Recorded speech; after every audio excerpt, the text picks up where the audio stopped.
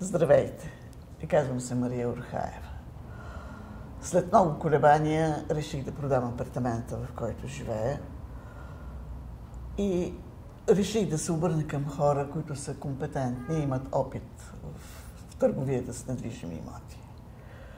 Тъй като нямах никакви лични познанства или контакти с хора от тази сфера, обърнах се към интернет, където попаднах на сайта на Мирела. Сайта ме впечатли с това, че беше много компетентно направен и много лесен за ползване. Освен това, там бяха представени всичките брокери на фирмата с много изчерпателна и убедителна информация за техните качества. Така попаднах на моя брокер Илияна Филипова. Имам така определени симпатии и влечения към хората от областта на изкуствата, може би без да знам, че тя е работила и в тази област, ме привлече от характеристиката, която и беше направена в сайта на Мирела, и позвоних. Дори, откровенно казано, не мислех и много сериозно, че ще излезе кой знае какво от това.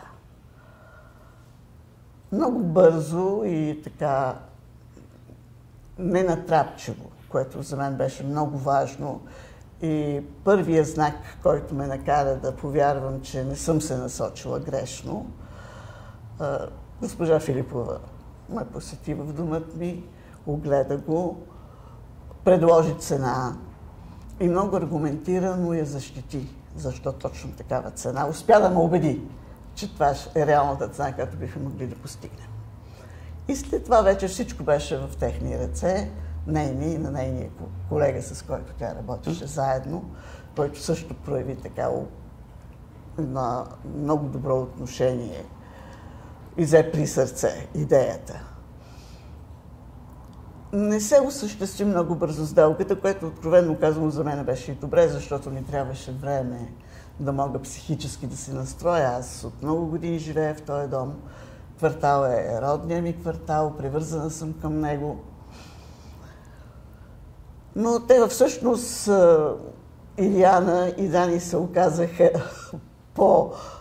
по-настойчиви от мене и с повече се взеха с задачата и намериха купувач, чието предложение устройваше и мене и това, което аз му предоставях и него. Във връзка с осъществяването на цялата тази сделка искам да отбележа така един факт, който ме навеждаше на много размисъл. Мисля, че работата на брокерите и специално за недвижими имоти е по-скоро сътрудничество между клиента и брокера. И това сътрудничество, поне така, по мое мнение, може да бъде успешно само ако между двете страни има доверие. Мисля, че това доверие съществуваше между нас. Аз напълно им се доверих и те не ме разочароваха. И така, в резултат на нашето сътрудничество, аз осъществих 2 сделки с Мирела и резултатът от техното приключване за мен беше напълно задоволителен, но смятам, че той беше добър и за моите контрагенти, защото фактически ние 3 страни участвахме в тази сделка и всички бяхме доволни след техното приключване. Мария, благодаря ти много за топлите думи. От името на Мирела и от мое име ти подарявам няколко подаръка. Едното е нашето вино, фирмено, което е селектирано за Мирела. Заповядай. Чудесно. Ето и другите подаръци. Много благодаря. За мен беше удоволствие да работим заедно. И най-вече това, че се запознахме. И за мен беше удоволствие, че се срещнах.